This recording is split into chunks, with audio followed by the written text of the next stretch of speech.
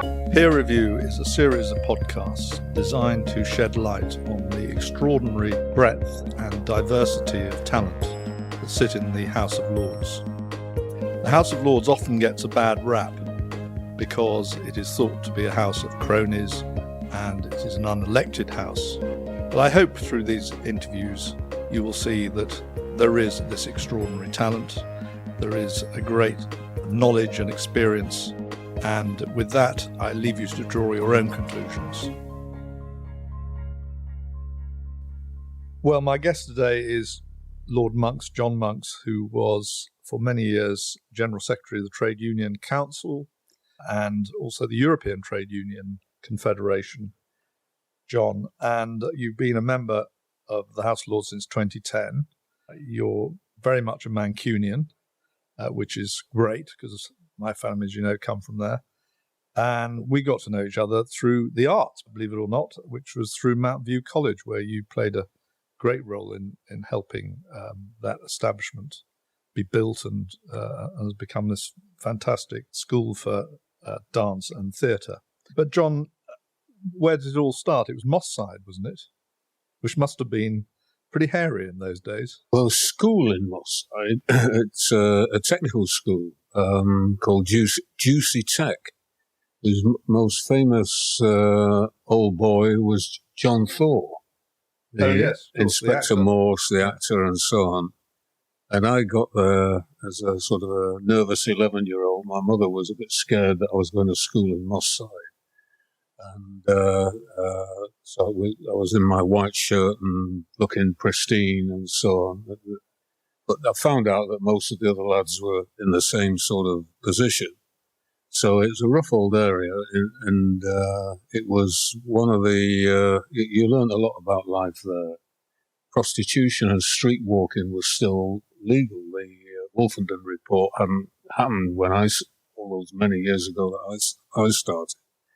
So there were used condoms in the road, cinema where there were all kinds of things going on and so on.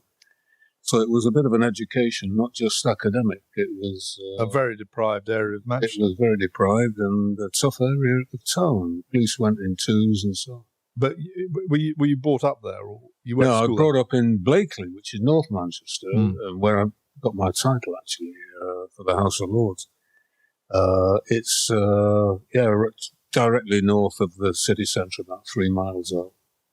And my father was the district park superintendent based at Boggart Hole Clough, which is a weird name for anybody who knows Manchester thinks what a weird name that Boggart Hole Clough is. But it's quite famous among cognoscenti.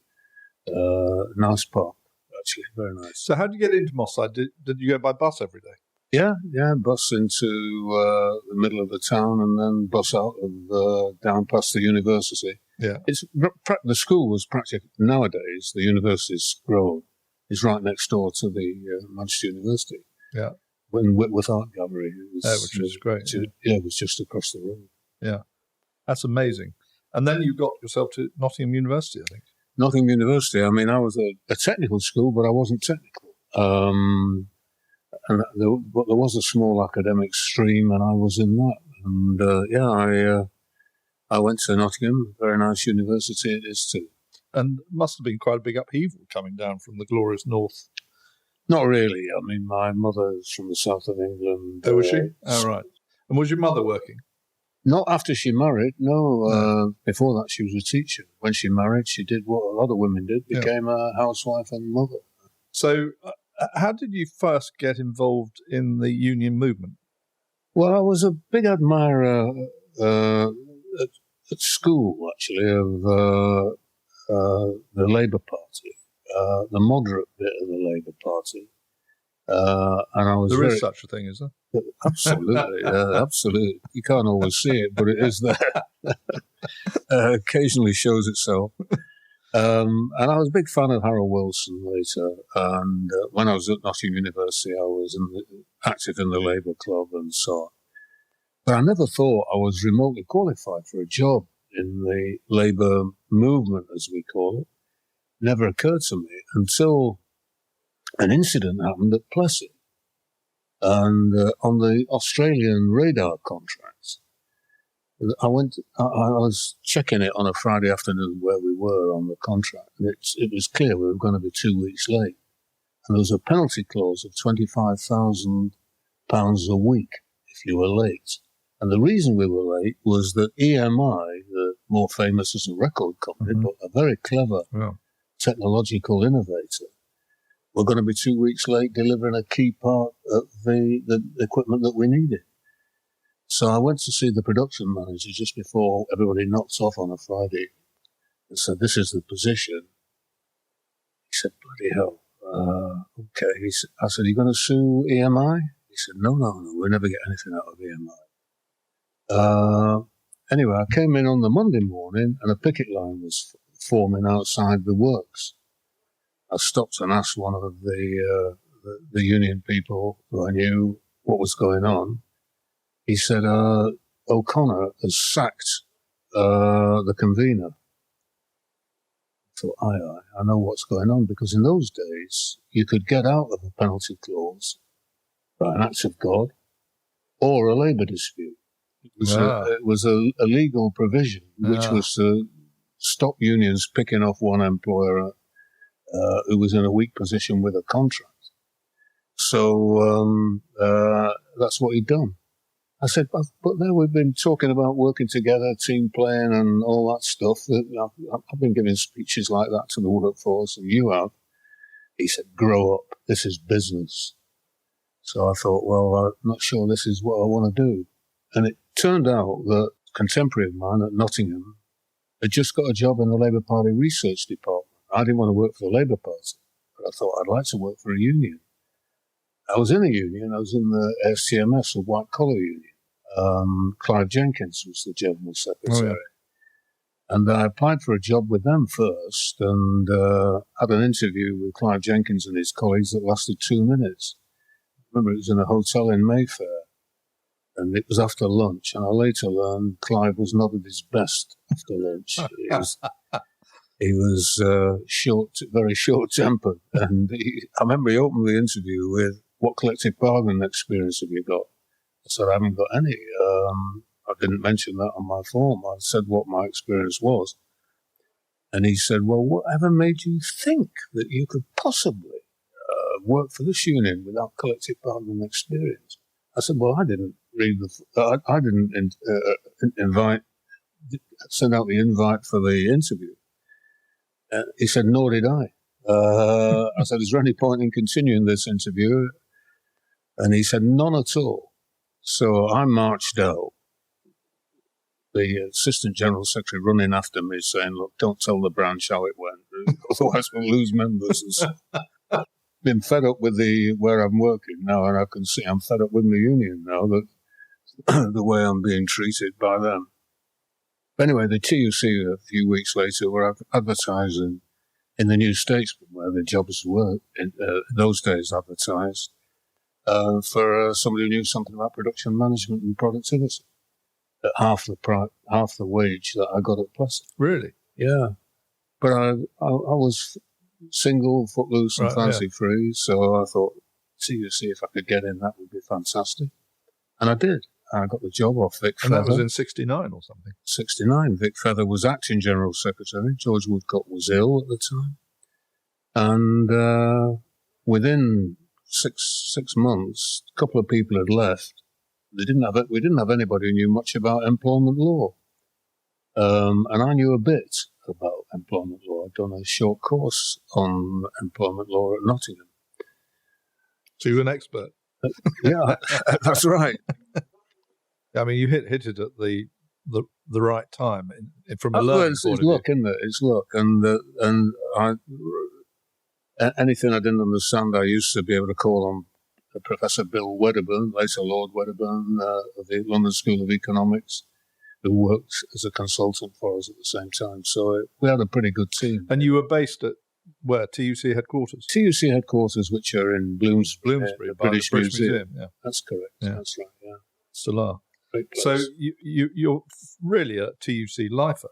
I'm a TUC lifer. Yeah. I think I was 25 or so when I started there. And Yeah, stayed there a long time. And you became deputy in 87, I think.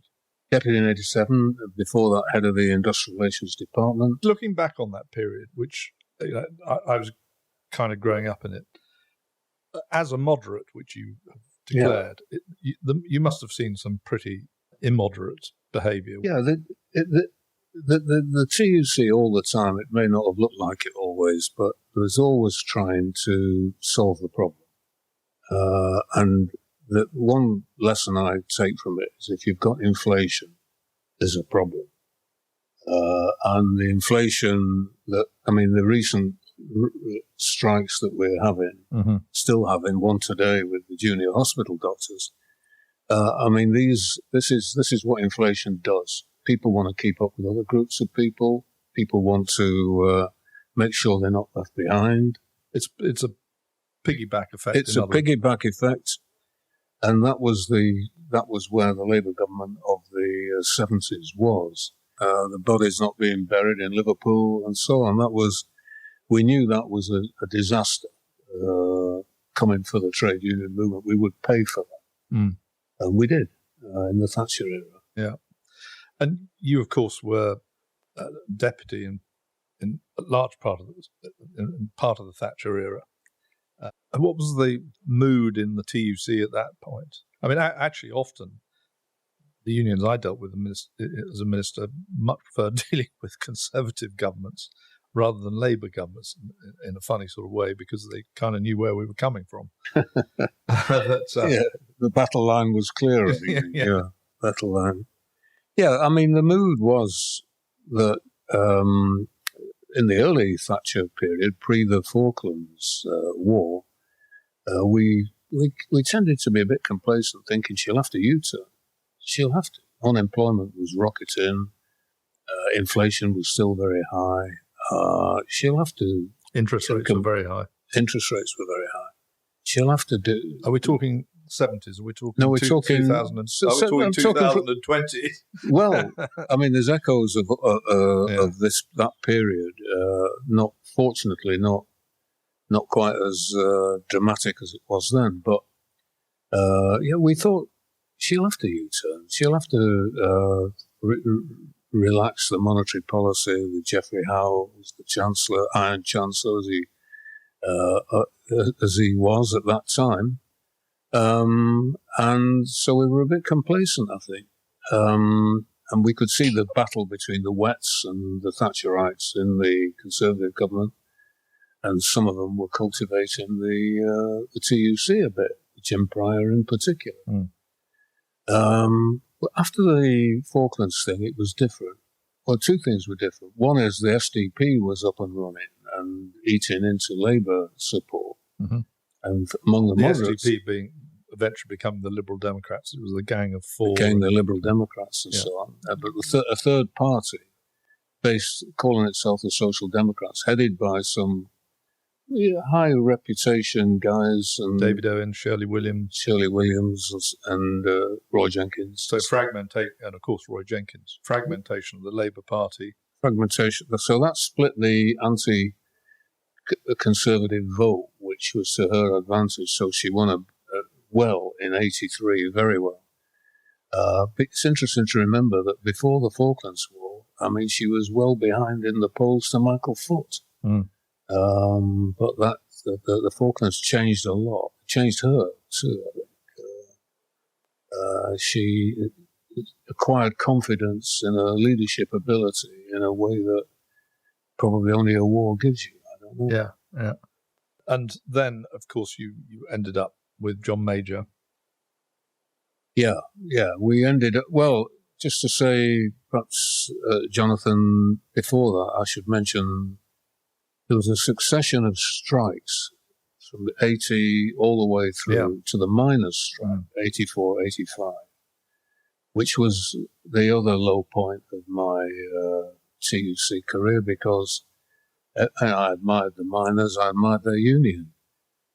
I thought Arthur Scargill, he was fighting for communities, he was fighting for his industry. He made a lot of mistakes, but he probably wasn't far wrong what was going to happen. That coal was going. And now, of course, it's nearly gone because of the environmental dimensions. But to see that was, they were never going to win, and probably democratically couldn't expect to win against an elected government in a democracy. Mm. And Scargill must have been a handful. Yeah, well, he was typical Yorkshireman, wasn't he? He was Says a Lancashire. What is it about Yorkshireman? Jeff Boycott, Freddie Truman, Jeremy Clarkson. They've all got something about them that's a bit different, and Arthur Scargill certainly did. But I mean, he was absolutely obdurate. And once or twice we constructed with ACAS and with the Department of Employment routes which could have solved the dispute and probably given coal a lot more time to run down.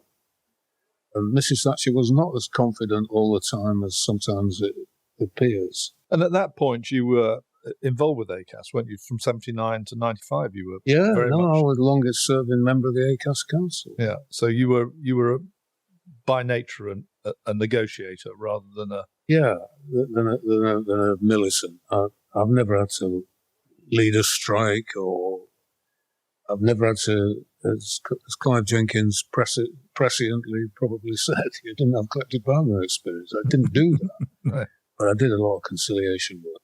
Yeah.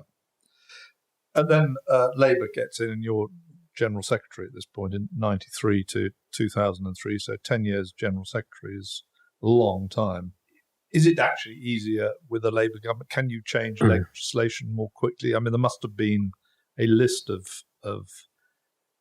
changes that Labour wanted to make for the working practices, and it must have been quite easy to achieve, I assume. No. It was not easy to achieve. Yes, it can be a different sort of problem with the Labour government. When I took over in 93, I decided to try and lead the TUC into a less dependent on Labour position. Labour had lost a lot of elections. And so I opened up TUC conferences to Conservative ministers. Stephen Dorrell was one. David Hunt was another. We switched the agenda to lifelong learning kind of issues, the environment, and areas that were less contentious than some of the traditional labour law battles of the 80s, and so on. And I mean, I got on well with Ken Clarke, got on quite well with Michael Portillo, who was Secretary of State for Employment for a time, and genuinely interested in constructive trade unionism, I thought. Tony Blair came in, determined to not end up as like he perceived other Labour prime ministers to have ended up. He came into my office at the TUC. He didn't want to be seen as a union. He did not. He came in and or whatever it was. Yeah. There's an office in the General Secretary's office in Congress House. And he came in, he said, "Is this the trophy room of the TUC?" I said, "What do you mean, the trophy room?" He said, "Where's the pictures of the prime ministers that you've assassinated? Wilson, Heath, Callaghan, and so on. You're not going to get my head up on your wall." That was the opening salvo. And he meant it. He was going to be centrist. He was much more susceptible to business lobbying, I think, than probably any prime minister. Conservative prime ministers tend to be a bit more confident in telling business where to get off. Labour were not confident and was busy looking respectable, and so as they are today to some extent, a large extent. And so we got three commitments from him. One was minimum wage, which has been a success, I think most people think. One was the signing up to the European Social Chapter. Well, that's gone with our exit and Brexit and so on. And the third one was trade union recognition laws, which have been marginal, I would say. So we didn't get as much as we would have thought. I personally got on very well with Tony Blair. I was admirer of him. I thought he was a very stylish performer, very intelligent. Would have liked him to have been a bit bolder with the excesses of capitalism than he proved to be. And then Gordon Brown came in, but you were at the end of your... I was at the end of my... I was... And you were on your way to Europe? I was on my... Well, yes, there was a gap, wasn't there, between... Well, yeah, Tony Blair quit about 2006, I think. Yeah. I left these shores for Brussels in 2003. So I had... and this was to lead the European Trade Union. Yeah, that's big German unions, the French... Which is the top job, really. Well, it wasn't really a top job. I mean, the real power still resided in the national unions. And the big groups, the TUC was a big group. The Germans, the Scandinavians were the solid bit. Italian unions were interesting. And the French unions, of course, were always a bit more inclined to sort of revolutionary rhetoric and action, as has been recently displayed, not by the unions particularly, but in France. So, yeah, I found it interesting. And you moved lock, stock and barrel to Brussels? Not really. I got a flat in Brussels. My wife was Dutch, was going to come and live there. But two things happened. One is her father went into terminal decline. So she was spending a lot more time over here. And we kept the house over here. So you were shuttling backwards and forwards? Yeah. And did you, I mean, I know you're very pro-Europe. My concern is the bureaucracy of Brussels that sort of got these huge tentacles. You must have found it very frustrating at times, or? I didn't find it frustrating, actually. I found it easier to work than probably it had been in Britain. It was less, but everything was less binary, less this or yes or no. It was, well, can we find a way through this? Solution was the favourite word in the European Commission and Parliament and so on. And it was, I found it fascinating dealing with Italian ex-communists or German industrialists and so on. The different cultures and the way they came together and the momentum behind it, which with all the stop-starts and cock-ups and different mistakes that have been made, and Europe's made its share of those, was still, I've found, admirable. And I bitterly resent the fact that we're not part of it now. And, I mean, looking back at your time there, I think there was a very big march at one point, wasn't there? Several, 75,000 people descended on Brussels, which you must have coordinated, I suppose. Yeah, we did, yeah. The first lot of big demonstrations were against a directive which would have said that if a Polish company came to work in Britain, it could pay Polish rates. And that was undercutting the union collective bargaining system in the more advanced countries. We call the Bolkestein Directive after Fritz Bolkestein, who was the Dutch commissioner at the time. So we had a very successful campaign. The European Parliament basically, and then the Council of Ministers threw it out. We got something a lot better than that on free movement of services. After 2007, I was already alert and had been studying what hedge funds do and what private equity are up to and so on, and called it the new capitalism. Nobody in the union world had really thought anything about any of that, and we still thought business was steelworks and engineering factories, and it wasn't. It had moved, and the huge industries of London and Wall Street and so on, lesser extent Paris and Amsterdam and Frankfurt, were outside our experience. So I gave a lecture called the Aaron Bevan lecture on the new capitalism 2006.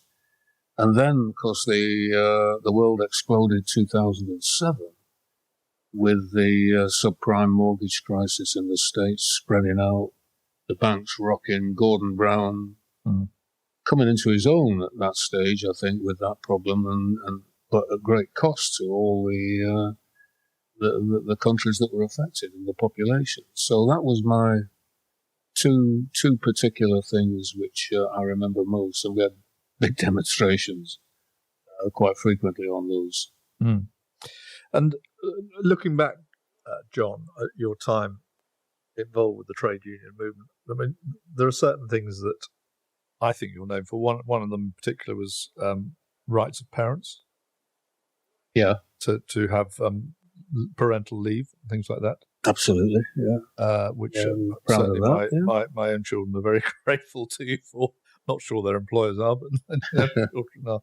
But that was a groundbreaking thing, wasn't it? The 3 months leave and I mean, that was one of the good things about Europe is that you could look at countries that were doing things well and translate them into something that might be European-wide.